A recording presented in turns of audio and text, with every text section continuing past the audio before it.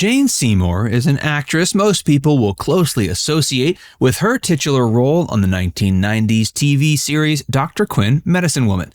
But decades before taking on that iconic role, she appeared as a Bond girl alongside Roger Moore's James Bond in 1973's Live and Let Die. Join Facts First as we explore pictures of young Jane Seymour that are almost too spicy for TV. Jane Seymour was born in England on February 15, 1951. Both of her parents were in the medical profession. Her mother was a nurse and her father was a gynecologist. During many of Jane's formative years, her family lived in a Dutch town called Voet. This is where Jane's grandmother lived. Jane lived in Voet for about a decade, starting in 1955. During her time in the small Dutch town, she learned to speak fluent Dutch. Upon returning to England in the 1960s, she had aspirations of becoming a star. She had meager beginnings on British television, where she spent a few years before breaking out into greater prominence in the 70s.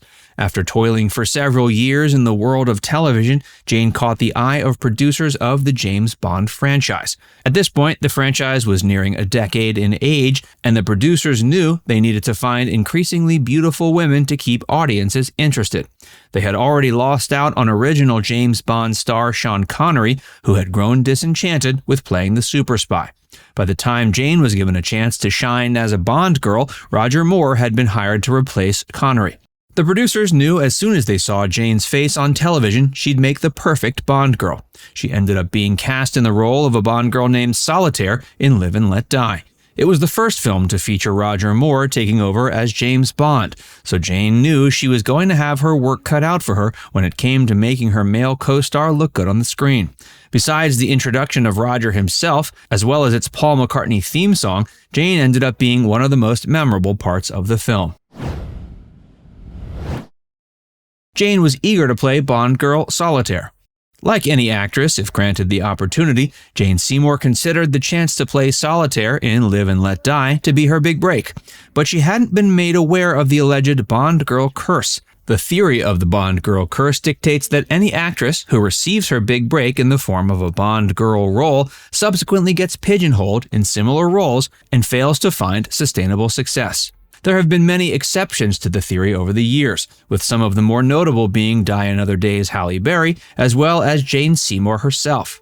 Jane managed to escape being pigeonholed in the role of the Bond girl, and she credits the advice of her agent with helping her to do this. According to Jane, her agent told her after she was done filming that she needed to travel to America and start working on losing her English accent right away. She did this and went on to find a good deal of success on American television as a result. 2 decades after playing Solitaire, Jane was given the chance to play an even more iconic character thanks to the hit 1990s television series Dr. Quinn, Medicine Woman. Those who have come to know Jane best thanks to her performance on that series may not have even known she was a Bond girl previously. Those who looked at Jane as a motherly figure up until now are likely having their world rocked by these pictures. Stay tuned for more interesting facts about Jane Seymour, as well as more pictures that are too spicy for TV. Before we tell you more, be sure to give this video a like and subscribe to Factsverse if you haven't already. Jane Seymour broke the Bond girl curse. Following Jane's breakout appearance in Live and Let Die, she hasn't had that much of a film career, but she has found much more sustainable success on TV. The only other big film she's appeared in over the course of her career is 1980's Somewhere in Time. The cult classic romance showed Jane sharing the screen with Christopher Reeve shortly after his star-making turn in Superman the movie. The majority of her success has been on television. In addition to Dr. Quinn Medicine Women, there are also some less talked about TV successes that the actress has under her belt. These include her Golden Globe-winning turn in the 1981 miniseries East of Eden. While Jane's work in the entertainment industry has been varied, and the 71-year-old actress still continues to make new and notable appearances in the media to this day, it's undeniable that she continues to be known best as Dr. Quinn. When she received that role, it proved a momentous occasion for the hard-working actress. Though Jane had continued to find steady employment in entertainment since her days as a Bond girl, starring roles had mostly eluded her. Dr. Quinn Medicine Woman gave Jane the chance to shine in a big way. Not only could she play a lead character, but it also gave her the chance to play a character not defined by sex appeal. Many of Jane's previous roles had taken advantage of her looks. just as the role of Solitaire in Live and Let Die did. However, by 1993, Jane was ready to enter into the role of a much wiser and more matronly character than she had previously. Jane fit the role perfectly and made the character of Dr. Quinn her own. Upon its premiere, few could have predicted what a major hit it would be. The series lasted 5 seasons and has continued airing in syndication since ending. It turned Jane into an icon. Lucky in Hollywood, unlucky in love. Though Jane Seymour was lucky enough to escape the Bond girl curse, she hasn't always been lucky in love. She's been married 4 times, and each of those marriages has ended in divorce. Her first husband was an English theater director named Michael Attenborough. Jane was married to him from 1971 to 73, and she didn't wait many years after her first divorce before marrying a second time. She picked a spouse outside of her professional sphere, but that marriage wasn't any more successful. Her second husband was a children's book illustrator named Jeffrey Planer. They married in 1977 and divorced in 78. Jane took things a little more seriously then with her third husband. He was a businessman named David Flynn, and they were married for over a decade. They tied the knot in 81 and remained married until 1992.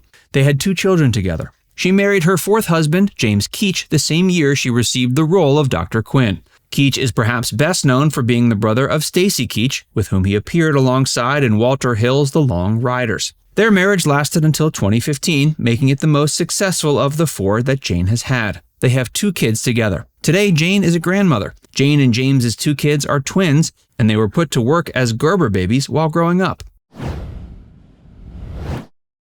Jane is still hot at 71. Jane is as attractive as ever despite being in her 70s. In 2018, she became the oldest woman ever to pose for Playboy.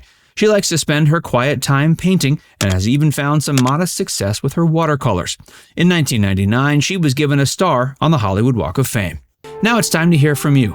What's your favorite memory of Jane Seymour? Let us know in the comments section below. And before you go, make sure you give this video a like and subscribe to FactsVerse if you haven't already. Click the bell icon to stay updated on all our latest content.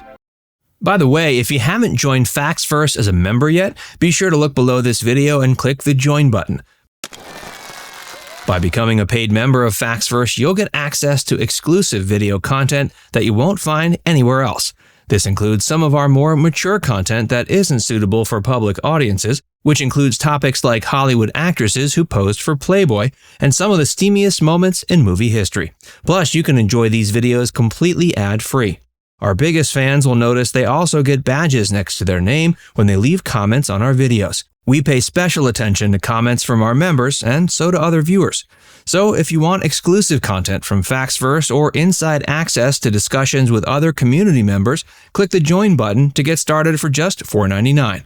There are hours of members-only videos waiting for you, with new videos added every month. And we're actively working on bringing even more features to help fans like you connect with other members and get more of your favorite content. Just click join, and we'll see you inside the membership tab.